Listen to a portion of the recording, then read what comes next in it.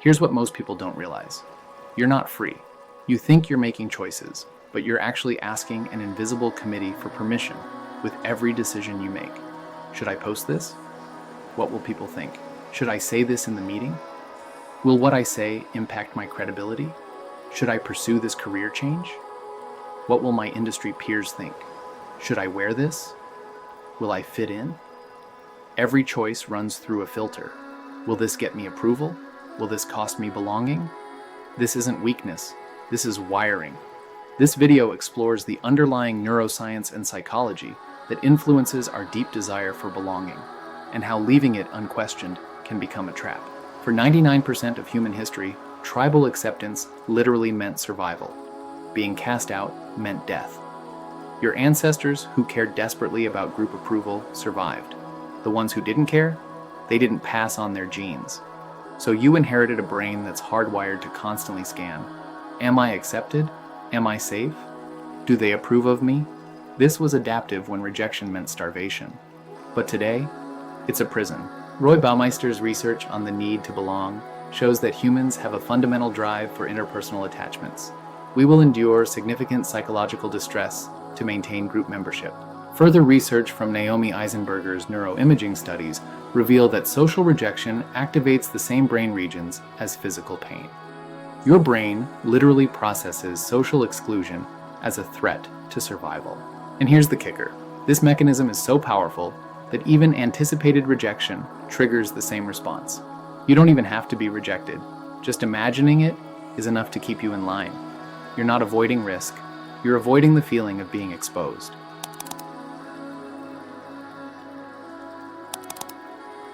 So you build armor, not physical armor, ego armor. You construct an identity designed to win approval and avoid rejection, the successful professional, the good parent, the helpful friend, the responsible one, the one who has it all together. This identity isn't who you are. It's who you think you need to be to stay safe. And it works, kind of. People approve.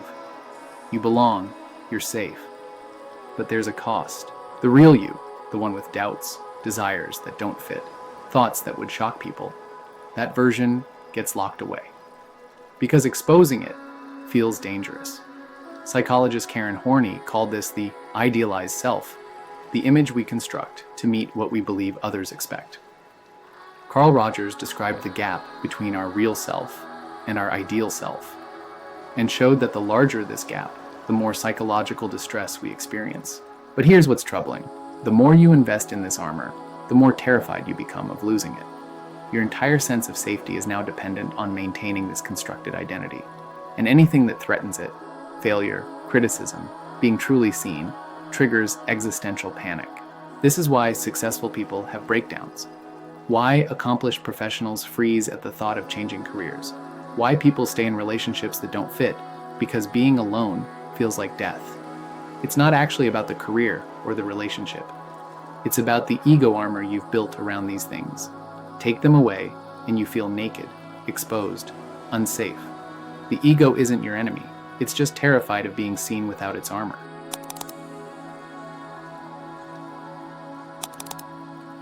The Greek philosopher Diogenes is remembered as one of history's most radical thinkers, not because of his complex theories, but because of how he lived.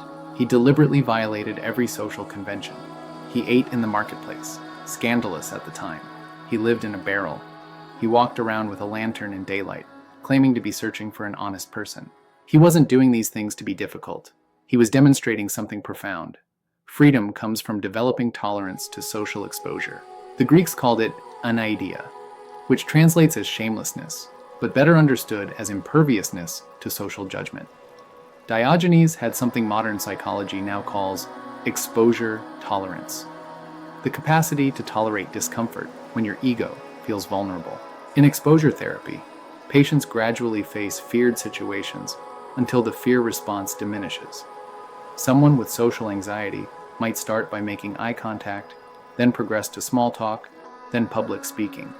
The principle, repeated exposure to what you fear, without the catastrophic outcome you imagine, rewires your nervous system's threat response. Diogenes applied this to the deepest human fear, social judgment. He systematically exposed himself to disapproval, rejection, and ridicule. Not because he enjoyed it, but because each exposure proved he could survive it, that his worth wasn't dependent on others' opinions. Over time, he built extraordinary resilience. The opinions that would crush most people barely registered to him. His philosophy and way of being teaches us a powerful lesson. Learn to become immune to the weapon everyone uses to control you, the threat of disapproval.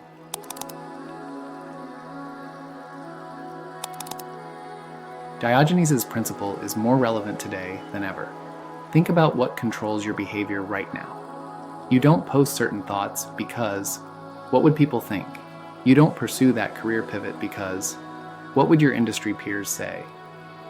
You don't have that difficult conversation because, what if they get upset? You don't admit you're struggling because, what if people see you as weak? Every hesitation is your ego trying to stay safe. And the cost? You never become who you actually are. Brené Brown's research on vulnerability shows that authenticity, the willingness to be seen without guarantees of approval, is strongly correlated with well-being, resilience, and meaningful connection. But here's the paradox she discovered.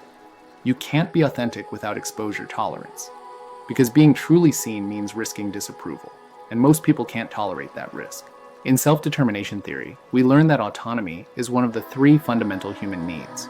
But you can't have autonomy if you're constantly adjusting yourself to win approval. You're not self-determining, you're other-determining. This means your self-worth is literally determined by your perception of others' approval. You've outsourced your sense of value. And it's exhausting, because you can never control what others think. You can only control how much power you give their opinions. Exposure tolerance isn't about not caring. It's about caring more about your integrity than their approval.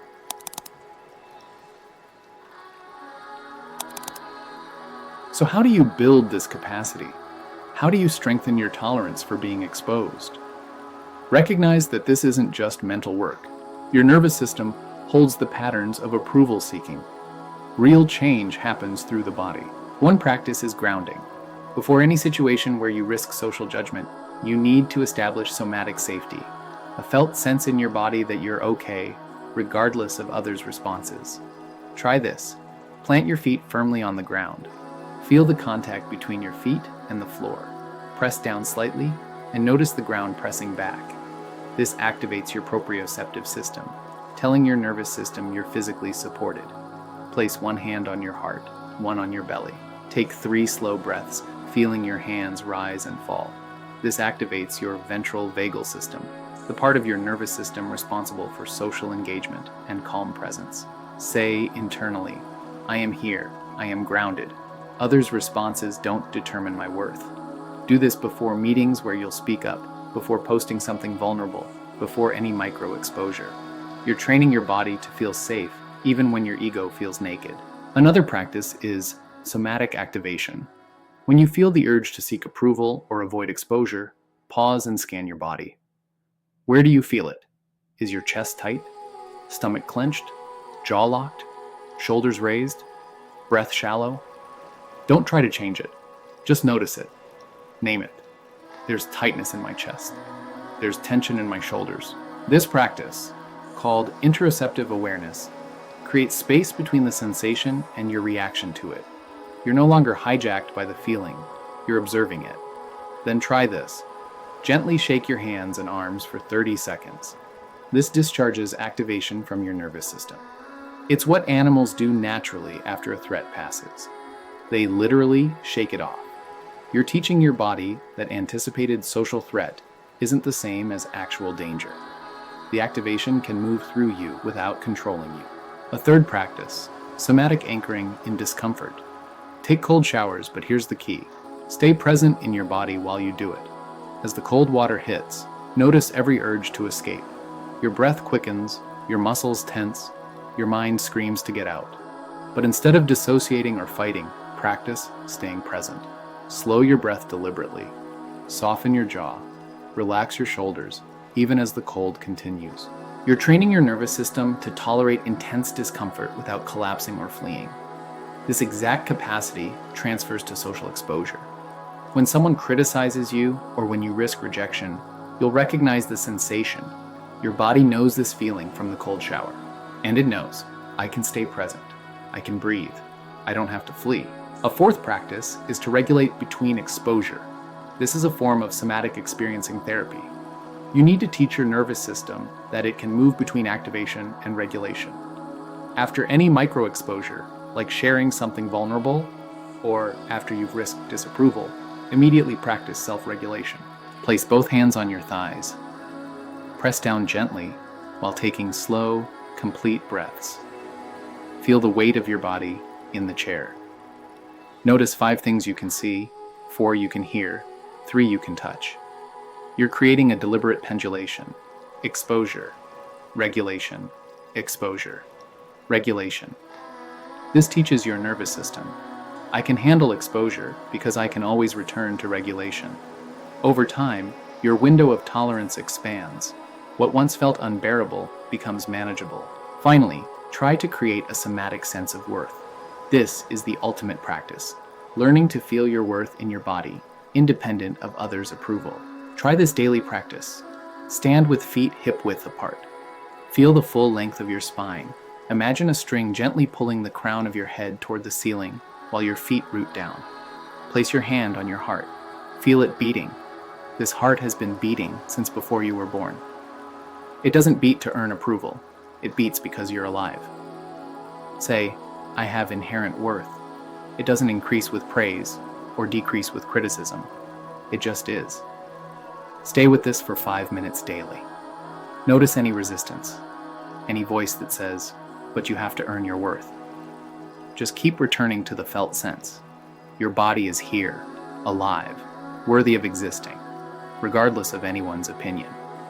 Over time, this becomes your anchor. When approval is withheld or judgment comes, you have a somatic memory of your inherent worth. Your body knows it's true, even when your mind doubts.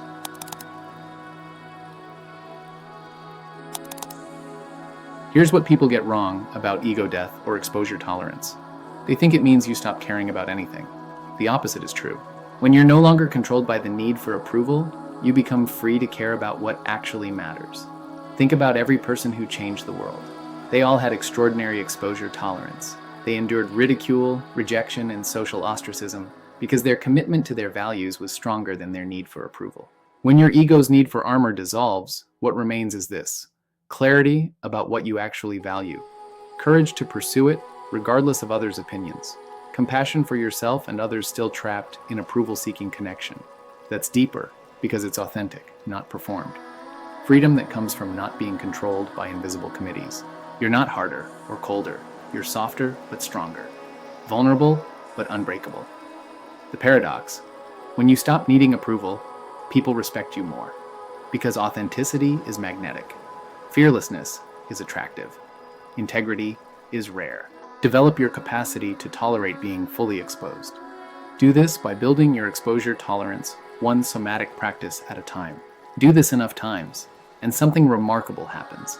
The opinions that once controlled you start to lose their power, not because you've become callous, but because you've become rooted in something stronger than social approval.